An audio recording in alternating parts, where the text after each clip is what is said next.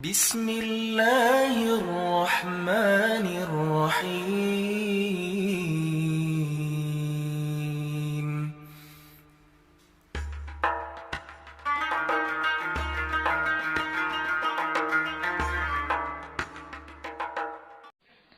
Istiqomah. Kalau sudah istiqomah, maka apa yang diberikan? Limpahan tanpa batas. Quran surah ke-72 Al-Jin ayat ke-16. Saya selesaikan dulu yang ini ya, sebelum tidak. Wa allaw istaqamu 'ala tariqati la asqainakum ma'an ghadaqa. Wa allaw istaqamu, kan kalau mereka istiqomah 'ala tariqati, pada jalan yang telah kami tetapkan. Kata Allah, jalan hidup jadikan role model kehidupan Nabi. Contoh prakteknya, lihat Siddiqin. Kalau mau bertahap pelan-pelan. Baca satu ayat, amalkan. Seayat, amalkan. Hadis satu, amalkan. Jangan banyak-banyak. Ya, belajar meninggalkan larangan. Minggu pertama larangan di mata. Jauhi larangan mata. Pekan kedua larangan telinga. Pekan ketiga larangan lisan. Sampai ke ujung kaki. Sampai tubuh kita terbiasa meninggalkan larangan.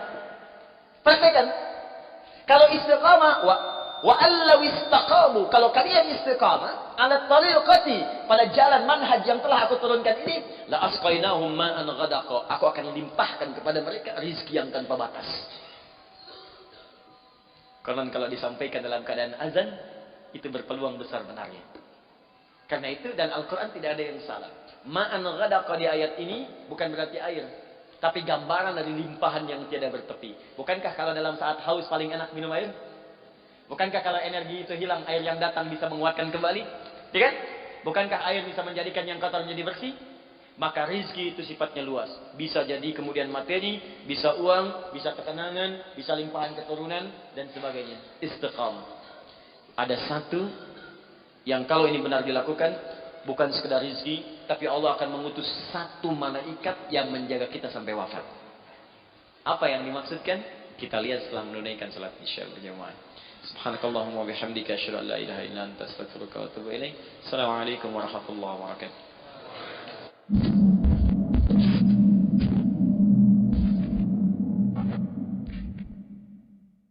Maka penting diketahui, Allah memberikan pesan kepada kita untuk istiqamah di jalan Allah. Ambil role model yang jelas, ambil keteladanan yang benar, lalu pelan-pelan praktekkan semampu kita. Jangan terburu-buru juga. Kalau baru sanggup tahajud 2 rakaat, witirnya 1, bukan aib. Gak apa-apa kita kerjakan. Jangan langsung paksa 11. Khawatirnya besok gak bangun lagi. Ya, gak apa-apa, 2 rakaat, witir 1, yang dibaca 3 kul. Ya, 1 kul huwallah, 2 kul a'udzu birabbil falaq, witir kul a'udzu birabbin nas. Subuh 4:08, bangun 4 kurang 10. Gak ada masalah. Nanti besoknya turunin lagi, 3:30 bangun, bacakan mulai yang agak panjang dikit. Besoknya lagi jam 3, naik pelan-pelan. Ya, sampai bangun jam 2, terus tidur lagi, kan? Bangun jam 5. Pelan-pelan lah, pelan-pelan. Ya, ini juga begitu. Jangan langsung ambil pengen level yang tinggi. Tidak, sedikit-sedikit, tapi bisa continue. Nah, kemudian yang paling menarik, Allah turunkan keterangan di Quran surah ke-41, Fussilat. Ayat 30. Tadi saya sampaikan sebelumnya, jika kita istiqamah di jalan Allah dengan yang tadi saya uraikan, maka Allah akan memberikan ma'an ghadaqa, limpahan yang sangat berlimpah tak terbatas. Ya, digambarkan, diilustrasikan dengan air. Air kan kalau melimpah itu, ghadaqa itu datang dengan melimpah. Ya, kayak air sungai yang deras gitu kan. Arusnya kencang. Itu kan kalau arus kencang nggak mungkin selebar sedotan gitu kan. Pasti banyak gitu ya. Nah, itu seperti itu limpahan rezeki yang kadang tak terbatas. Sampai kita mengatakan dunia ini kecil ternyata. Nah, ada lagi yang hebat. Apa amalannya? Innal ladzina qalu rabbunallahu tsumma istaqamu. Awas, kalimatnya sama-sama nih. Istiqamah, istiqamah. Istiqamah di jalan Allah ketika sudah Allah turunkan model kehidupan yang diikuti. Pakai inna, harfu nasbin wa taukidin tansibul isma wa tarfa'ul khabara mabniun 'alal fathi la mahalla lahu min al-i'rab. Paham? Tidak? Ya, kita ngaji dengan ilmu nahwunya. Inna harfu nasbin wa taukidin. Huruf yang berfungsi menasabkan. Kalau menasabkan dalam kaidah gramatikal artinya menjadikan harakatnya itu mansub pakai fathah. Jelas? Fathah itu pembuka. Jadi kalau fathah masuk dalam kalimat pembuka di Al-Quran, kalau masuk ke sebuah kisah ini menunjukkan cara menerjemahkannya, kami buka kisah ini. Contoh, di praktek bahasa ya. Quran surah ke-21 ayat 83. Wa ayyuba pakai fathah. Walaupun ataf diikutkan pada hukum sebelumnya. Wa ayyuba idnada rabbahu anni massani yadhurru wa anta arhamur rahimin. Wa ayyuba cara menerjemahkannya, dan kami buka kisah Ayyub untuk menjadi inspirasi bagi hamba Allah yang kemudian diuji dengan penyakit, seperti apa zikirnya agar disembuhkan oleh Allah. Makanya di akhir ayat 84 ditutup dengan kalimat wa zikra lil abidin. Kisah ini akan jadi pengingat bagi hamba Allah yang soleh, yang saat diuji dengan penyakit dia berzikir seperti Ayyub melakukannya, maka saya berjanji akan menyembuhkannya. Itu mansub. Nah, kemudian kalau kita tarik ke balaghah, nasab itu artinya sesuatu yang ditancapkan dengan kuat. Nasabar rajulu asahu. Seorang lelaki menancapkan tongkatnya dengan kuat al-ardi, ke tanah, sehingga tidak goyang. Nah, kalau ada kalimat dalam Al-Quran dibuka dengan inna, inna harfu nasbin, huruf yang menguatkan, maksudnya informasi yang disampaikan oleh Allah di ayat ini tancapkan ke hati kita dengan kuat. Dan jangan goyang. Kalau tidak goyang, berarti tidak ada keraguan. Sebab kalau masih goyang, ragu namanya. Berangkat gak ya? Berangkat gak ya? Berangkat gak ya? Nah, ya? Sudah, kalau sudah mantap, lakukan. Berangkat. Lamar dia sekarang. Ya, misal, ya. Ya. Datang ternyata belum kenal itu kan, main lamar aja. Baik, bisa. Cek dulu, maksimalkan dulu, nasab, tancapkan pada jiwa. Kemudian wa taukidin, kuatkan, dan nancap, kuatkan supaya enggak goyah. Ayat ini mengatakan innalladzina qalu, orang-orang yang meyakinkan. Qalu di sini bisa mengatakan, intinya menguatkan pada jiwa. Ya, kalimat untuk menguatkan itu bisa dikatakan. Ini secara psikologi, kalau ingin orang menguatkan sesuatu, dia katakan tuh. Saya bisa, saya bisa, saya bisa. Ya, kamu bisa, kamu bisa, kamu bisa. Itu yang punya teorinya kita di Al-Quran. Yang praktekkan orang Jepang, orang Korea. Ya, waktu ada benteng Takeshi itu kan, kamu bisa, ya. Taklukkan Takeshi.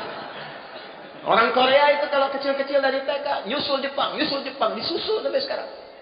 Jepang punya Honda, dia punya Hyundai. Ya, Jepang punya ini, dia punya ini. Jepang ke Piala Dunia, dia ke Piala Dunia. Naik terus. Ya, yakinkan pada diri kita. Bisa nih, kuat. Nah, jadi innalladzina qalu rabbunallah, orang-orang yang meyakinkan pada jiwanya dan tidak goyah, rabbunallah. Dalam setiap situasi dia bersandar kepada Allah. Dan kalimat yang disebutkan Rabb, kalimat rububiyah, yang merawat, memberikan kebutuhan, memaafkan kalau salah, mengampuni kalau dosa, menjaga, menyembuhkan kalau sakit, Rabb itu namanya. Makanya sering kalau kita berdoa menggunakan kalimat Rabb.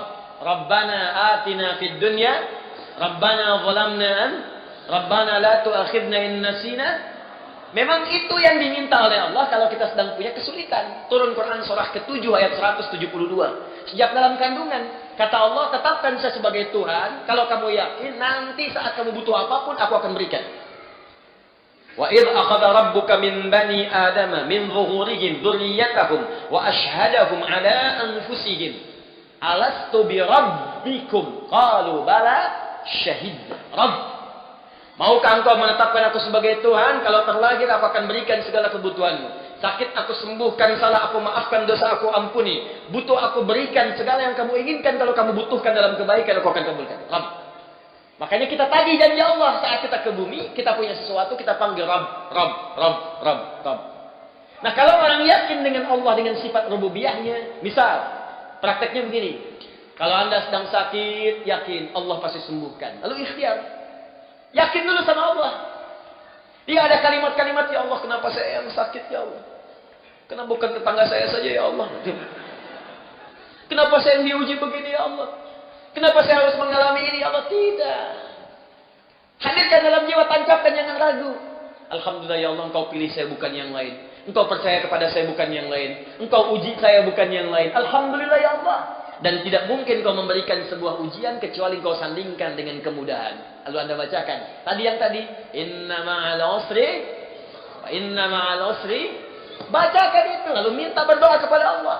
Ya Allah, Engkau yang berjanji, Engkau yang menepati. Engkau katakan dalam setiap kesulitan pasti ada kemudahan. Dan saya memohon dengan segenap janji dan kemuliaan Engkau sebutkan dalam Al-Quran. Minta, cepat diberikan. Ya, minta dengan bahasa yang indah. Itu dapat. Nah, itu jarang kita pakai, cuma dibaca, nggak diamalkan. Kalau kita konsisten dengan itu, di pekerjaannya kesulitan, pasti Allah mudahkan. Yakin saya. Jadi Allah itu bukan sekedar diucapkan, tapi dihadirkan, diikuti dalam jiwa. Bimbingannya, pedomannya, dirasakan mengawasi kita. Itu kalau orang sudah begitu, semua disandarkan kepada Allah, tawakalnya tinggi, disandingkan dengan ikhtiar yang positif. Pertama, dia nggak akan kecewa. Nggak ada gelisah dalam jiwanya. Saya tanya begini, Bapak Ibu ta'lim ke sini karena Allah atau karena Ustaz? Ngaku. Allah. Ntar Ustaznya nggak ada, ya. Nah Allah. Kalau karena Allah, saya nggak akan peduli. Ustaznya datang atau tidak, karena niat saya itu Allah. Karena Allah. Sama pengajar juga begitu, karena niatnya karena Allah, bukan karena jamaah. Banyak sedikit gak ada ukuran. Karena pahalanya sama saja. Ketika seorang mengajar, pahala diturunkan. Mau jamaahnya satu, gak ada masalah. Makanya ada seorang syekh yang pernah saya kisahkan. Jamaah banyak, beludak. Satu kali yang hadir cuma 1-2 orang. Tapi semangatnya gak berkurang. Menggebu-gebu, nyampaikan dengan benar. Orang bingung, Syekh, kemarin banyak orang, Anda begitu. Sekarang cuma 2, begitu juga. Apa Anda gak kurang semangat, cuma melihat 2 orang? Apa jawab Syekh ini? Saya ini kan mengajar karena Allah. Allah yang perintahkan. Saya nggak peduli mau datang atau tidak. Tetap saya akan berikan yang sama karena Allah yang perintahkan. Bukan karena manusia yang ngadili. Saya nggak akan kecewa. Ya. Diminta Ustaz Adi, Ustaz Adi. Tiba-tiba yang datang misalnya Ustaz Asep. Ya. Nggak ada masalah. Ustaz Michael, Ustaz Stephen. Nggak ada masalah. Ya. Boleh jadi ada hikmah lain yang Allah inginkan di situ. Jelas ya? Nah, apa yang hebat diantaranya? Innalladzina qalu rabbuna Allah. Orang-orang yang tawakalnya kuat kepada Allah. Lillah, ikhtiar lillah. Cari kerja karena Allah. Nggak dapat hari ini, alhamdulillah Allah ridho. Yang penting ridho dengan ikhtiar saya. Ikhtiar itu menghadirkan rezeki, bukan pekerjaannya. Ingat ikhtiarnya. Begitu ikhtiar keluar, rezeki akan diturunkan. Atau diakumulasikan pada puncak ikhtiar yang nanti kita dapatkan. Kemudian, perhatikan kalimatnya. Tatanazzalu alaihimul malaika. Maka Allah akan menurunkan malaikat spesial untuk menjaga orang itu. Insyaallah. Alla takhafu, dijaga supaya enggak khawatir, enggak gelisah, tenang. Kan orang tawakal itu tenang. Enak. Jalan hujan, alhamdulillah. Macet, alhamdulillah. Selalu ada solusi. Di rumah tangga ada persoalan, insyaallah selesai. Insyaallah selesai. Gitu aja gitu. Jadi kata-kata kasar itu harus keluar. Tangan-tangan diletakkan pada tempatnya. Ya, piring-piring punya haknya. Pintu juga punya haknya. Semua ada. Itu gambarannya. Jadi malaikat itu turun memberikan ketenangan pada jiwanya. Jangan marah, sabar, tenang. Wala tahzanu, gak sedih dengan kehidupan yang dialami. Bukan gak punya masalah ya, ada. Ya, huzan itu sedih berlebihan. Bukan berarti nggak kecewa. Kadang ada kecewa, tenang lagi. Ya, perasaan itu ada. Ya, kadang-kadang dapat ini kecewa. Ada wajar. Nabi menangis, Nabi kecewa. Ada. Cuma dihibur oleh Allah malaikat. Tenang. Bukan cuma kamu, Nabi Ayub pernah sakit. Bukan cuma kamu yang dilempari, Nabi Ibrahim dilempari. Bukan cuma kamu yang diusir, Musa juga diusir. Ada. Itu hiburan.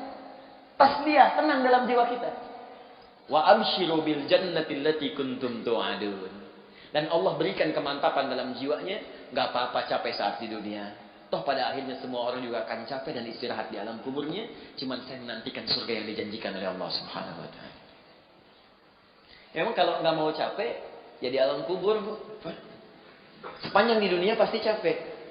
Tapi kalau orang tawakalnya kuat, ketika ada capek pun dia sabar. Nah, itu kalimatnya. Jadi itu penutup dalam kalimat suratul ladzina an'amta alaihim. Jadi kalau ingin nikmat, ikuti pola hidup orang yang dulu itu seperti apa, keluarkan sesuai konteksnya kita bekerja sebagai apa, nilainya praktekkan oleh kita dan istiqomah di jalannya.